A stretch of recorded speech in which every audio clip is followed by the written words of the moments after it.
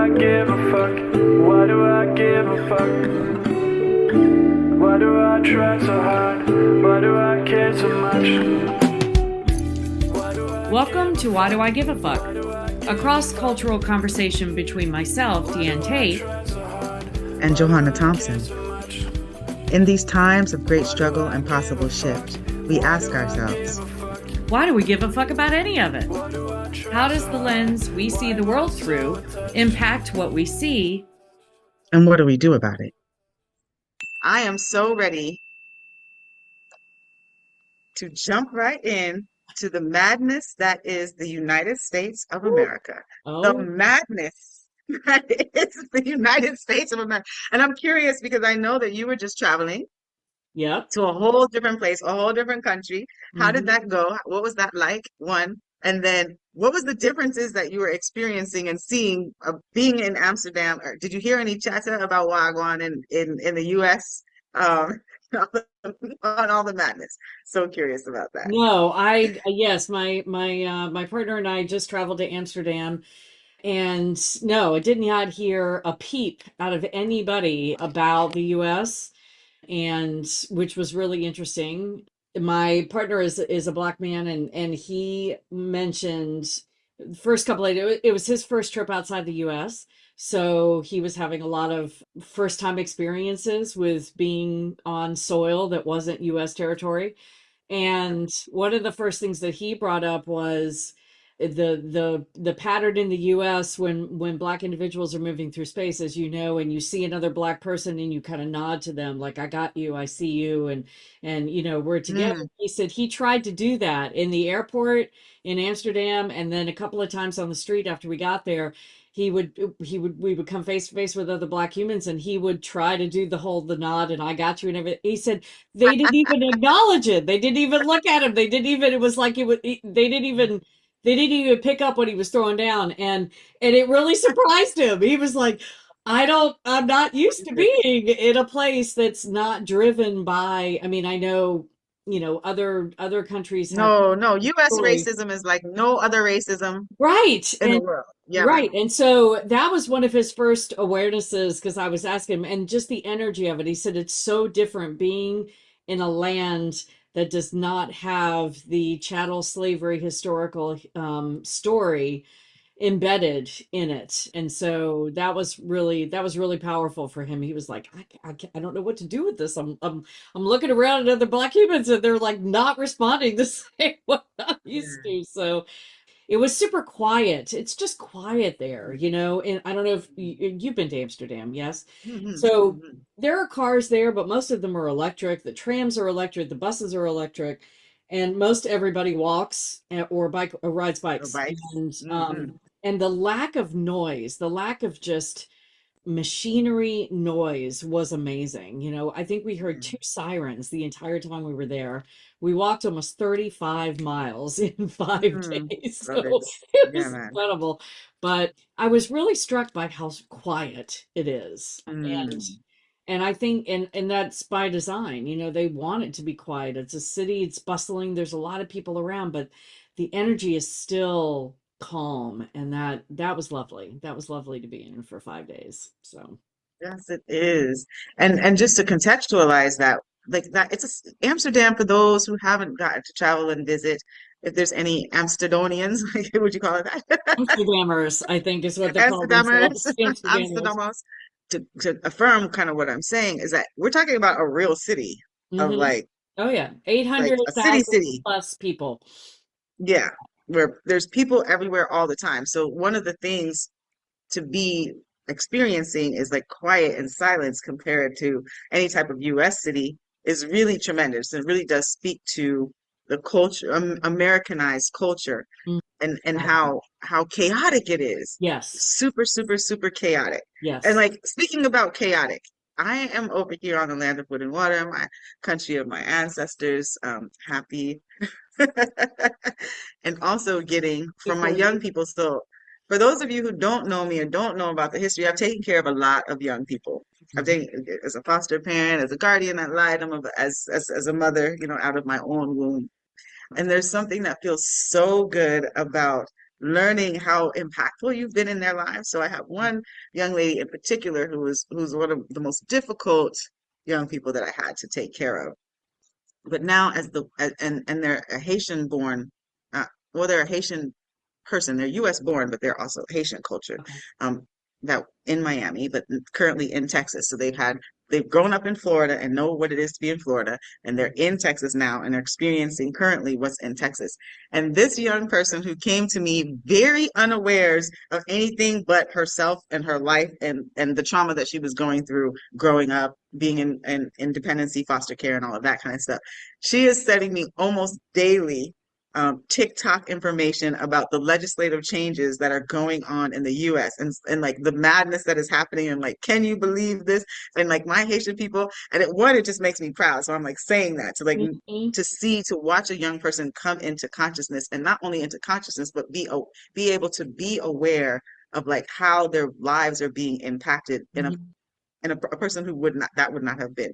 Mhm. And so as I'm seeing this, I'm in the I told y'all so This people ain't not supposed to nothing do new that. to me. I'm like, I'm thinking about how my I've mother would been always like knowing. Thank mock you. me. My mom would always mock me. Um, tell people why you're leaving. Tell people why you're leaving, Johanna. And I'm like, okay, I don't feel comfortable. I don't feel safe, and I know that it's about to get mad, and not only mad, just like in a social cultural context, but in a actual legal legislative context that's not Mhm. really very easy in any way, shape, or form to roll back. So like these things that are going forward is going to take so long to remove. So I'm Mhm. hearing their protests. I'm seeing ICE operating like what I witness and experience as IDF. And I have been saying that what's happening in Palestine is a political project. So for Yes. what else is going on, I'm seeing the militarization on the different things. I'm understanding that Donald Trump had a whole showing out and he like did the whole military Tanks presidency in the thing with streets of tanks DC. rolling through the streets Yes. of the United States. I was on a call with a number of people who do immigration rights and specifically in the West Coast in California Okay. and hearing about the trauma of families really being ripped apart. So the things we know that we always have to check in with what we're learning and hearing and seeing on social media, but then actually being on a call with social justice organizations that specifically work with immigrant rights and hearing the storytelling, Mhm. hearing people's live experiences with their families, with their executive directors, having the representatives in California on the call talking about how like junior mayors and mayors are being swept or like arrested, Mhm. are sitting in jail. I Senators, am sitting This is just the senators. beginning. Yes, Yeah. Senator. This is Senator literally Cruz just just got the arrested. beginning of like what I understand and see is the serious militarization of the United States. And nobody in the context of this is safe at all. Like Mm-mm. no one is safe. And that is the part that was the most concerning to me is what is safety going to look like? And what is it going to look like for us to stand together and yes, in standing together and yes, being on the streets and showing that a majority of people in the United States are not supportive of, well, a large showing because people will show up, but then what they do at home, closed door might look a little different. So I just want to check in with saying that.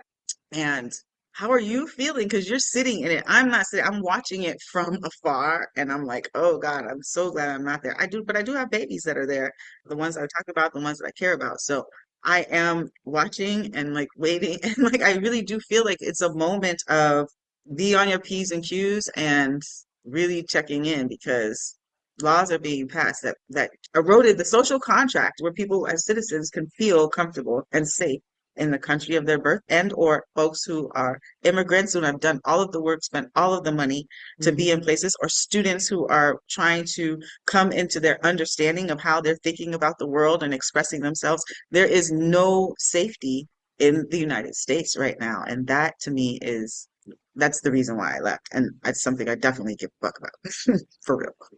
Well, and I'm glad you left. I'm Mhm. thankful every day that you got out. I'm thankful to for anyone that has the opportunity to get out. I know it's not cheap, it's not easy.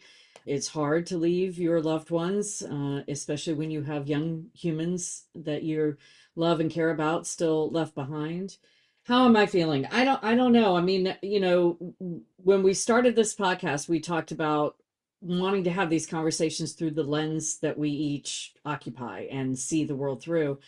And for those who might be joining us new and haven't listened to our first episode, I am a white woman who grew up in a southern segregated town of deep privilege, affluency. My class in terms of wealthiness is what it is. And so I see this through that lens. So I just want to kind of qualify that because I think it's important to just name it and claim it. I went on Saturday, this past Saturday, there were rallies, marches all over the United States and in, I don't know, over, I think 3,000 cities, I think, and called No King's Day. That was the title of the day. And it was on the same day as Trump was having his military parade, aka his birthday celebration in the streets of DC, and which I'm hearing bits and pieces of not many people showed up, which we're not surprised, but of course the crowd size matters to him. So the pictures of the people that did attend, I'm hearing reports that it was mostly people who were mandated to be there, not necessarily people who chose to be there, but I wasn't there on the ground, so I don't know firsthand. I did go to a No Kings rally here in my hometown of Bridgeport, and there were maybe, I mean, I don't know an actual count, but I would say maybe 1,000 people there, maybe Oh, 800, wow. 1,000. I'm not really great at choosing numbers by looking at crowd sizes, but I was the only person. There was only one other person that I saw with anything related to Palestine on. She had a keffiyeh bag and she stopped by me. I had a Palestine sweatshirt on. I had a keffiyeh mask on and was holding a sign that said fascism is not welcome here, but also said free Palestine. And nobody else had anything related to Palestine. Now, some would say, well, it was a No King's Day parade, so or rally. So, what does Palestine have to do with that? Well, it's all connected. Uh, Very and much so. and I found myself feeling like I was protesting the protest, which was interesting because people were giving me side eye, they were giving me stink eye, they were passing by me. One older white, seemingly white gentleman, white presenting gentleman, kept walking past me and giving me this glaring look, and I kept looking back at him like, dude, do you want to say something? What is the deal? And I found myself looking around, and everybody was taking pictures of the rally. They were live streaming. They were doing all these things that I remember doing in the early days of my Yeah. political protests and not asking for consent. Can I take your picture? It was all about how cool is your sign? It very much had pussy hat mentality of the Women's March Mm, in mm. 2017. And I wanted to just scream at people because they were all about Trump as Trump, Trump, Trump, Trump, Trump. And my partner said to me after it was over and I came home, he's like, "What I want to know is where were all these people on voting day? Did these That people is vote? it. Number one, and if they did, who did they vote for? And they're only upset because it's directly impacting them now, not Them. because Hmm. I've seen some really helpful videos on the socials that have really checked me in terms of thinking about my immigrant neighbors. And if you're only talking about your immigrant neighbors based on what they can do for you, based on the fact Hmm. that they do the jobs that other Americans won't do, that is actually incredibly racist and xenophobic, and that they should be allowed to live without being disappeared and unalived because they're human beings. And Hmm. that was a good check for me because I just hadn't thought about that before in that context. So I appreciated that video. So yeah, there's a lot happening. There's a lot of there's pushback. I mean, I'm happy that maybe people who haven't felt like they needed to get in the fight before are now thinking that maybe they need to get in the fight. And I'm trying really hard not to be in that space of too little too late. Where the hell were you 2 years ago, 5 years ago, 10 years ago?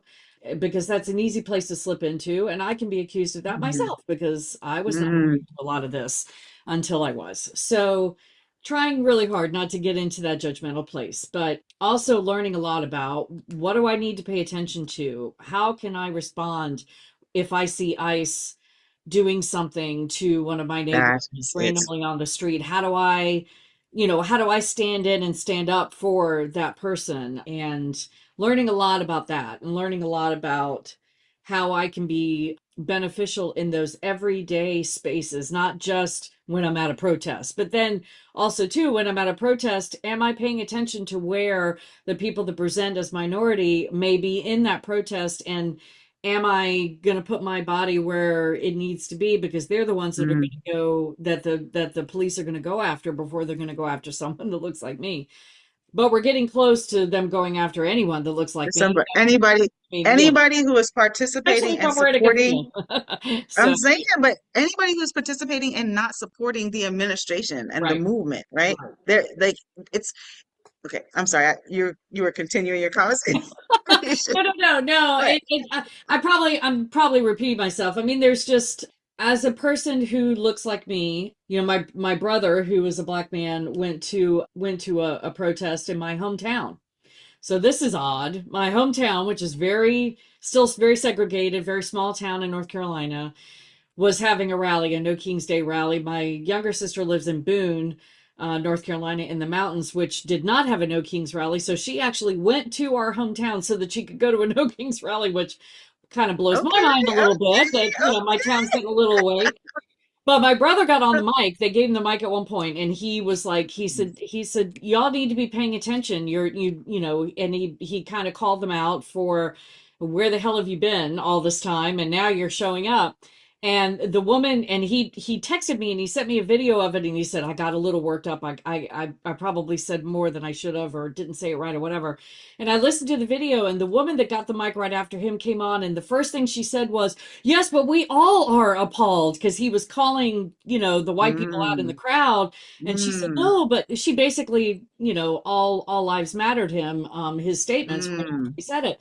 And so I just texted him. I said, no, dude, you said exactly what you needed to say, because I know none of these fucking people have been awake up until this Yeah, point. They're waking up yeah. now, and they want to think they're doing something because they're showing up with really clever signs, and that's not where the rub is. And he was Hmm. calling them out to say, you need to stand up for the people that you see that are in this community that are at risk of ICE coming and disappearing them and taking them from their families and arresting children. And because we're hearing about 11-year-olds in handcuffs that are I disappearing, know. mothers that Yeah. are being, my bonus son just was telling me yesterday about an 11-year-old with autism whose mother got disappeared, and the child was born here, so the child is a US citizen but on the spectrum, and now the mother's gone, and the mother was the only person that this child had in their life. And so these stories are happening. They're happening every day in the cities that we live in. Nobody is immune from this, and I guess that's my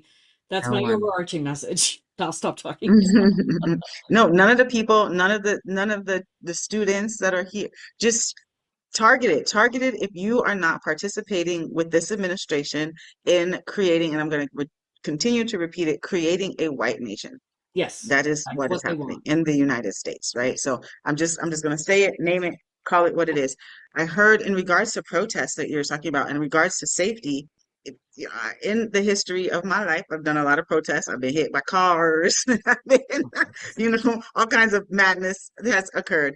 Um, but I also saw a video of, I don't remember if it was the sheriff, I don't remember who it was, Sheriff, law Florida, enforcement in Florida. in Florida, who said, "We will kill you." And Yes. I was having a conversation after this phone call with the folks who are working on immigrants' rights, social justice, and I'm just like, the way that I envision this is that they're rounding up like the larger demographic of non-white people, right? Hmm. Of what we're calling an immigrant population. I want to roll us back and remind us that if you are on the land and the soil You of are the all U.S., immigrants. we're all immigrants. It's a nation a, built on a lie of manifest Stolen, destiny, but stolen land. also Yeah. stolen land. And unless you come from indigenous blood that was there, unless you are part of, the Mexican community that actually lived, throughout the land Yeah. of what is North America at this point in time, you are an immigrant. So, like, Yes. let me just hold it down. The other thing about it is that all of the, it's not just the jobs that US citizens wouldn't want to do. Like, Hmm. migrant populations, immigrant people are a part of the economic fabric of the United States and Yes. always have been Yes. throughout the history. Whomever has come in onto that land, because it's an immigrant nation, Yes. to actually continue to build the land. Hmm. So this new immigrant understanding, and this is history repeating itself. We've had this happen with the Asian, Japanese people. I mean, I will always go to black and brown, but I don't have, we all know about that, slavery and all of this kind of stuff. But the Japanese Asian population and changing the laws back in the day for grandfather clauses and all of these things. If y'all don't remember your U.S. history, this might be a good time to revisit it, because we are literally seeing the same behaviors happen to actually shift power, because power was shifting because the demographic of the US population has changed so drastically. And that is where the fear comes in. So Hmm. naming us all as immigrants, let it be known, Yeah. remind yourself, so that you can have compassion for humanity and dignity for people that are existing amongst you and in your environment and in your space. But, like, yeah, sheriffs, law enforcement coming out and saying that they will kill you if you gather. Our amendment rights allow us to gather together, and all of the things that are constitutional are completely being eroded. And that also calls into question, like, what is this social contract that we really have that can just be changed? Like, folks, like, we've used our constitution, and we've used, like, kind of like the historical legislative actions that we've had as placeholders for us to be able to make the words because I'm so riled up that I can't even get the words out. But, like, to create and make a nation, right? We always point back and lead to our constitution, and our constitution is not at all being upheld or followed, No. as things are just being changed. Nothing that We're this going to do it this administration is, way. yeah, nothing that this administration is doing right now is upholding our Constitution. Nothing. At all. Mm-mm. Not, and even legally, if they're doing it through the legal thing, but the cultural understanding of our constitution, the Mhm. cultural understanding of what freedom and liberty look like, the things that, if you are a US citizen, or if you are a person who has migrated and you go into the schooling system, that we Mhm. are trained and taught to be in um understanding and knowledge that people do have the freedom of speech, that people do have the opportunity to bear arms, that people can gather, that people can, you know what I'm saying, protect Yeah. their families themselves. Yeah. All of that kind of stuff is completely eroded. And then what are you creating as far as an actual social culture, when all of those components of this lie that we've all been existing under is, Right. like, actually, like, falling apart? And, like, what does safety look like, and how do you restore safety back into community, and restore people to want to feel like there is something that they are a part of, that isn't just chaotic madness? Because that is what I'm observing, is that chaotic madness is happening. Yeah. And I don't, I mean, yes, going out into the street and protesting, I am curious if all of those people are looking at when is your next election that is happening? And you and I do this. We have these conversations and we go back to, who is the next election happening, so that you at least have people in position that are going to be an opposition to some of these legal legislative changes that are occurring, that then actually will have an impact on your life. Give you a moment. And that's the thing. It's so interesting because as you were speaking, I was thinking about how people get fired up over, I'm thinking about the experience that I had at the No Kings rally, and people get fired up over this window of experience, this small, I don't want to say it's small because that sounds diminutive, but it's really like a snapshot in time that they're mad at, when we've been, for generations, for probably hundreds of years, we've been taught that we weren't powerful, that we could not. I think about how hard it is to get an amendment changed, right? The Second Mm-hmm. Amendment was written back in the day when we had no military, when we had the militia was the only thing that this country had necessarily in terms of support and defense or whatever. And so that's why the Second Amendment was written in the beginning. It absolutely bears no relevance to our society as is written now. But when you talk about maybe changing the Second Amendment, no, you have to have two-fifths majority, and you have to have, all of these things, all of these roadblocks are in place, and yet what you're saying, and we're all still operating out of that understanding that, oh no, you can't change this stuff very quickly because, but then I think about the Homeland Security, the Department of Homeland Security that got created out of thin air after 9/11 within the first 2 weeks afterwards, and they wanted that Yes. Homeland Security and they created it, and bam, and it was done. So it's like we're taught two different things, and yet the logic that people don't put those two things together. They don't.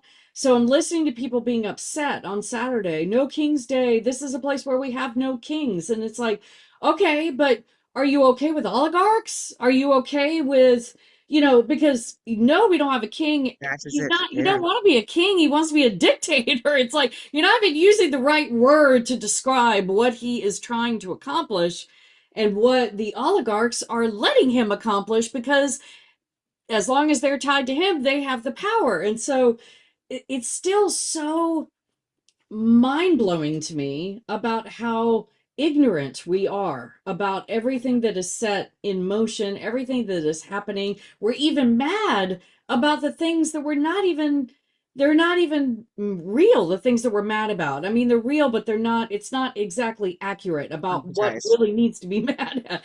And Hmm. so, yeah, it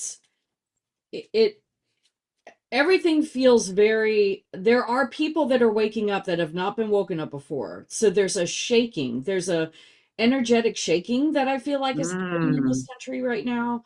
I'm failing at words to describe it, but that's the best way I can do it. It's like the awakening that has needed to happen for so long is starting to, happen, especially to people that look like me, because we're now being impacted. We're now seeing, with the tariffs and the money and everything's more expensive and we can't travel the way we want to and our movement is being hindered. And I even had the experience at the airport when we were leaving. We were at JFK and we were leaving on our trip, and they kept coming over the loudspeaker. I was flying Delta, and they kept coming over the loudspeaker saying, we are only going to be checking people in onto the flight through biometrics. So you don't even need your boarding pass. We're only going to be doing it through biometrics. And so be ready.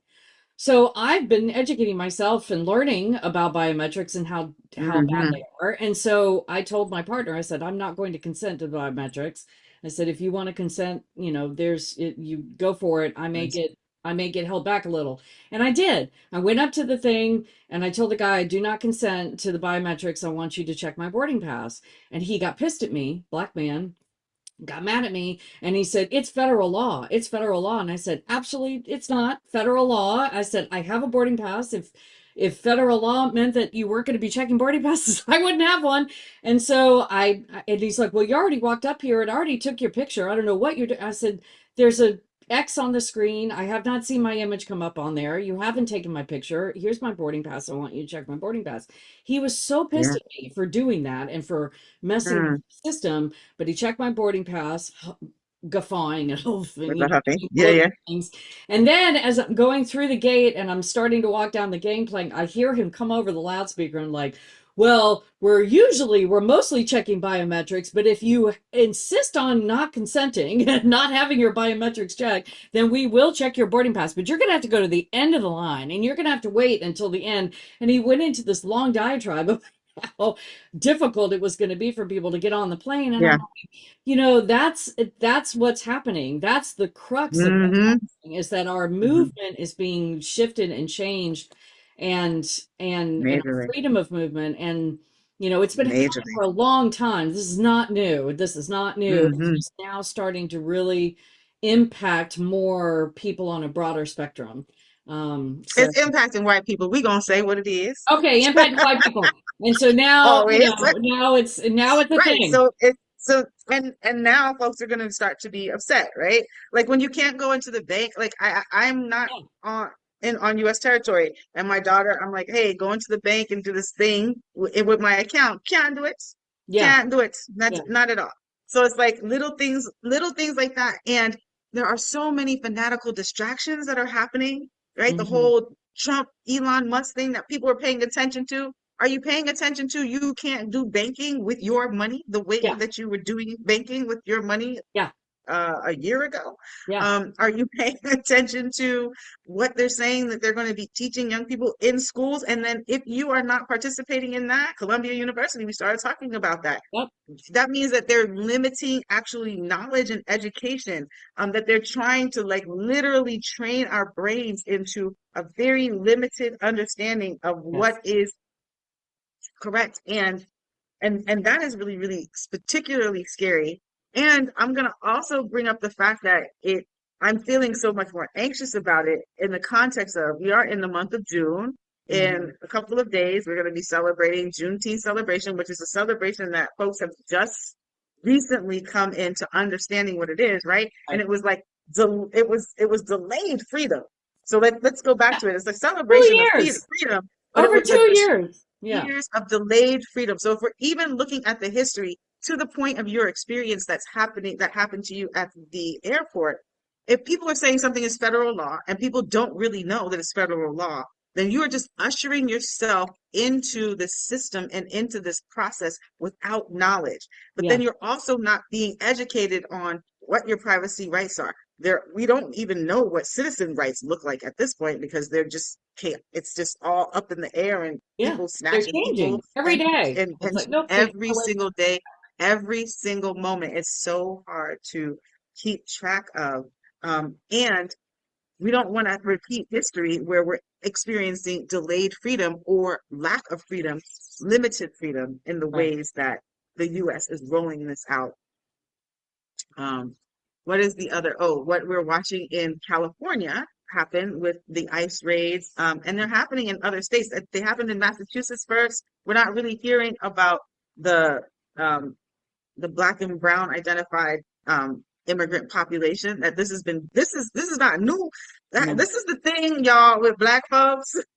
And you also might hear this energy of this is not our fight, we're sitting back, because this is not new to the Black No. immigrant. This is It's not not. new to the Jamaican immigrant. This is not new to the Haitian immigrant. This is not new to the brown-skinned Cuban immigrant. This is not new to this El Salvadorian. It is not new. This is like the experience that has consistently happened and consistently is the reality that we live in. So yes, and now it's like, okay, what is it going to look like for us to be in a space where more and more people are being impacted, and the colorism, the color spectrum of that is widening, because now it's like if you are not participating in what this administration is passing forward, what Project 2025 is doing as it's rolling out, because if you Right. didn't pay attention to it, it is all written. You might want to go visit it now. You might want to care about it at this point, because it's not going to stop. It's not going to stop. We can get out on the streets. It's not going to stop.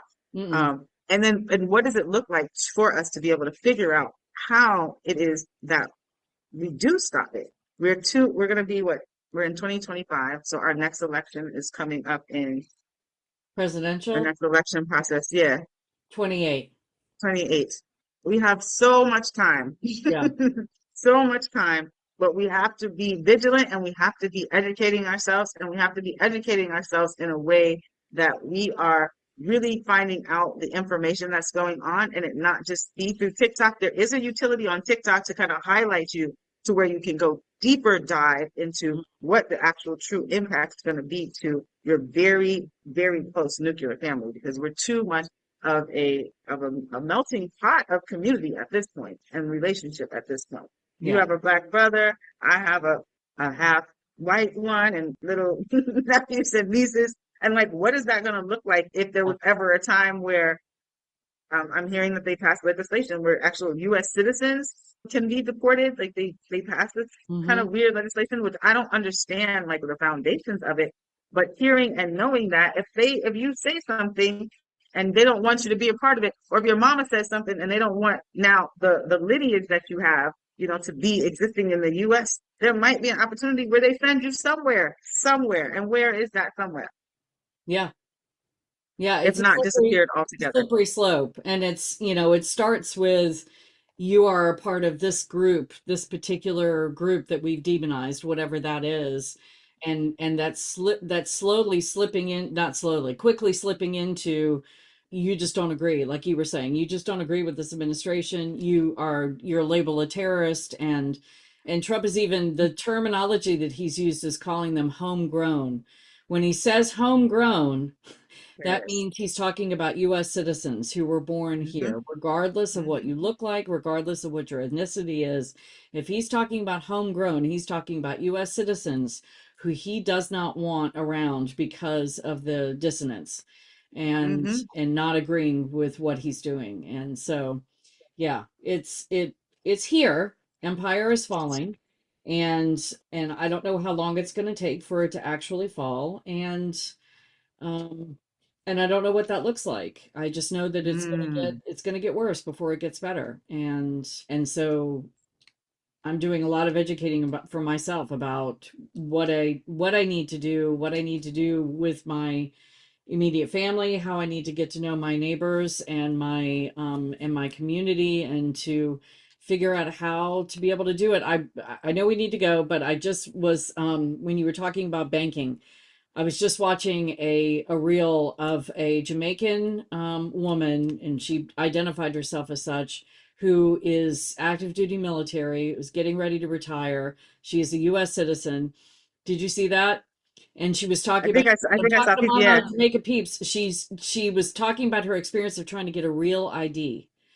And how yes, she went in with all of her paperwork. She's been in 3 times to the DMV to try to get this real ID. For those of you, yes, maybe you guys have all gotten your real IDs. I remember when I got mine, I had to, present. I'm walking in with a passport and a state issued identification, a uh-huh. federal issued passport and a state issued ID, and yet I still have to give you a utility bill. Why is that? So anyway, she was saying that she'd been there 3 times, and the last time she went in, and they wouldn't, she had all of this paperwork, her naturalization papers, her all of these things, and she's active duty military, she's in uniform, so clearly she is a part of the military industrial complex.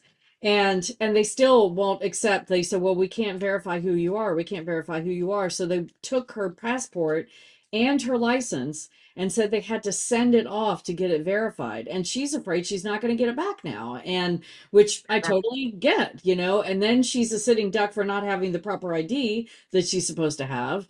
And then therefore, are they going to look at her and say, well, you're out? And so, yeah, there are multi levels of this process that they're chipping away at the safeguards that Very. we have all Hmm. as US citizens have enjoyed and have depended on, that we were going to be okay and that we were allowed to be here and that this was our homeland. That's all getting chipped away. It's been chipped away for hundreds of years for people that were not necessarily US citizens, and in the early days it was not white male landlords, landowners, but Hmm. so this is just a progression. And so anyone who's listening who went out for No King's Day and feels like you did something and you're feeling good about yourself, I'm saying I'm glad you went. I'm not going to say Thank you. I'm not glad you went. I'm glad you went. And start reading books, start doing deeper dives, start really educating yourself. This is not just because you're waking up. And I'm saying this as a person who only woke up about 8 years ago. So, you're going to be doing this for the rest of your life. So just keep going. Mhm. And make a safety plan. Like that's Yes. real at this Yes. point in time because people don't think about that, right? Yeah.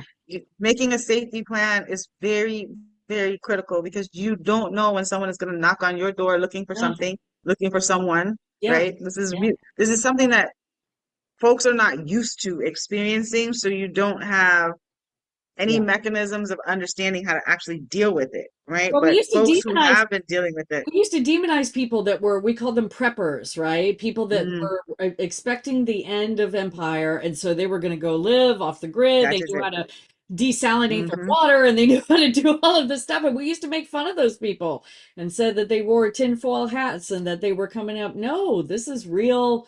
This is real stuff. Very, very, very real. Always has And been. And maybe and now. I'm Yeah. also experiencing like the interconnectedness. So as we're doing safety plans and we're doing a deeper dive into having knowledge about what's going on, also pay attention to how your technology is connected. The other day Yeah. I went on, oh my gosh, the other day I went on something and clearly I clicked in to connect my technology in a way where I didn't even have to sign in. And what was on my phone was reflected on my iPad, was reflected on my computer. That Mhm. is an interface between HP and Apple, right? So it's not even like what was on my phone, Apple phone, and my iPad, Apple iPad. Now it's actually was on my computer, and I'm like, how did this get on it? I didn't consent to, like, I didn't think I consented to it. I Yeah. clicked, press something, but knowing that when I talk about a safety plan in the fact that all of what you have and that you're using as like technology and gadgets are all connected. Oh yeah. And so understanding how and what and the ways that those connections are, and how in your safety plan you're going to safeguard yourself against being able to be rounded up, picked up somewhere. Yeah. After we were on this call with the social justice organizations that are working with immigrant rights in California, two of my other colleagues were on the call with me, and we were like, what is it that we can do to be supportive and be helpful? And so one of the women is a really strong AI builder. So we came up with this amazing app that we're going to try to release to all of the folks, but where you can document in real time when somebody sees ICE in a neighborhood. So like if ICE is at the grocery store, if ICE is by the bank, if ICE is parked over by the schools, by the hospitals where they're collecting people, by the courthouses, then you can actually like say ICE is there, ICE is there, ICE is there. And then also you can ask the AI to give you information about what your actual human rights are in dealing with them. So like in real time, Excellent. ICE is here, they're telling me A, B, and C right now, or you can like listen to them talking, and then the AI will record, and then the AI will give you all of the legal protections that you have in that moment, if there are any, to be able to stand your ground as best you can That would against be all of these incredibly human useful. violations. That's So, amazing. That's amazing. and the more brains that we have coming up with different types of infrastructure that supports safety for people and their human dignity, and to be able to maintain the rights that folks have actually worked towards. People don't understand. You don't understand like what the immigrant situation is. Folks put so much time, effort, and money into being able to be a legitimate citizen of the United States. To your point about this woman who was actually in our military, like actually fighting, on behalf of whatever Yeah. is the thing. It's really, really, really, it's really, really horrible to see and experience that people have put energy and effort into doing things the way that they are structured, are told that they're supposed to do it, and it's still not even mattering at this point in time because there is a specific agenda to create a specific nation in the United States. Why do I give a fuck? Why Thanks do for I joining give a us. fuck? Until next time, as you move throughout your day, continue to ask yourself, Why do I give a fuck? Why Do I Give a Fuck is produced in collaboration with Johanna and Deanne. Music by Norwegian musician Water. See you next time.